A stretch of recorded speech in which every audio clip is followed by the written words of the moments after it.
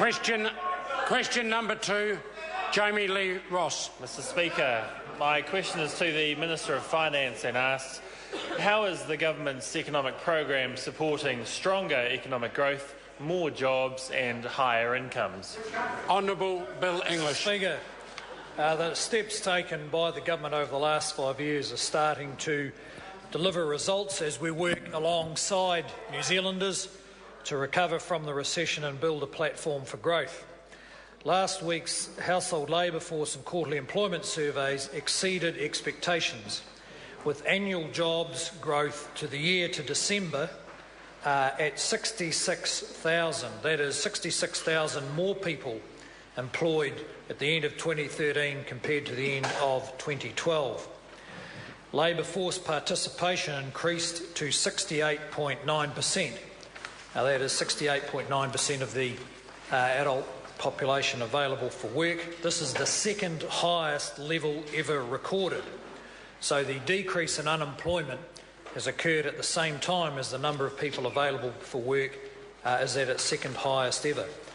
And with respect to the crisis in manufacturing, employment in manufacturing suffered yet another blow because employment grew by 3,000 to 169,000.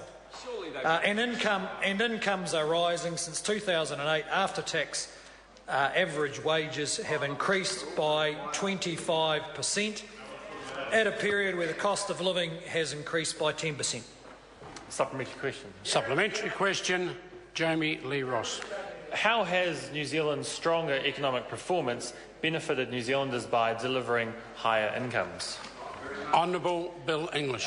Well, Mr Speaker, it has delivered higher incomes, although not as rapidly as we would have liked, and not yet for every New Zealand household.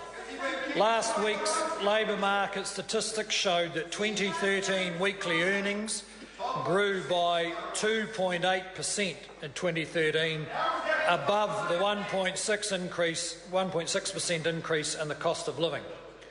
This is from the quarterly employment survey, which is the best measure of wage growth. This measure has been used by successive governments to adjust New Zealand's super and paid parental leave.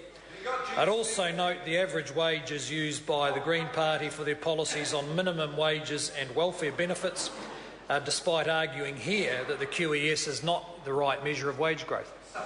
Supplementary question, the Honourable David Parker. Why does the government use the labour cost index in its determination of the minimum wage? Is it because the labour cost index is the official measure of the change in wage rates? Honourable Bill English. Mr Speaker, the government doesn't use the labour cost index as to determine the minimum wage. And secondly, the labour cost index does not measure what people get paid.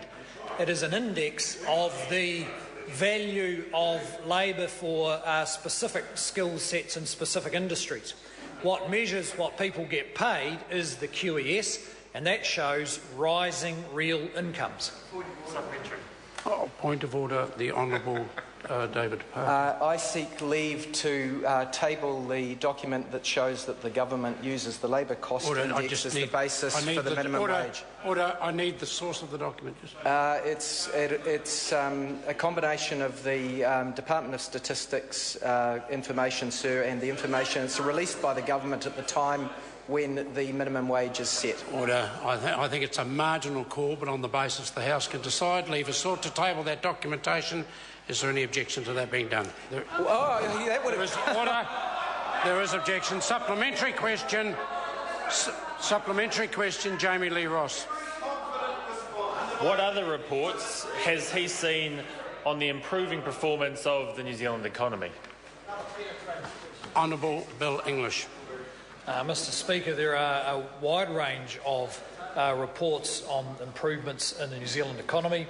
The most recent quarterly survey of business opinion shows a near 20-year high in business confidence. The manufacturing crisis can be measured by the performance of manufacturing index, which has shown growth in manufacturing for 15 consecutive months. And the most recent PMI recorded the the highest rate of employment growth in manufacturing since 2007. Yet another sign of the manufacturing crisis. And recent data from the job site Seek shows job ads up by 13% compared to January last year. Supplementary question, Jami-Lee Ross.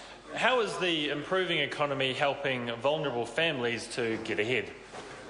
Honourable Bill English. Well, Mr Speaker, the government believes the most important way to help vulnerable families is through more jobs and a business environment where they can be paid more.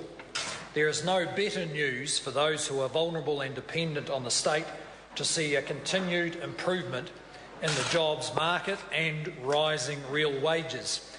Those people stuck in long-term welfare dependency will never benefit from a strong economy if they are left in that dependency.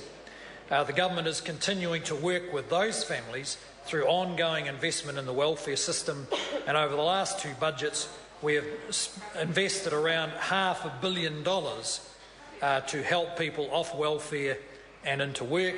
In the last 12 months, 17,000 people have come off a benefit. Question number 3, Jacinda Ardern.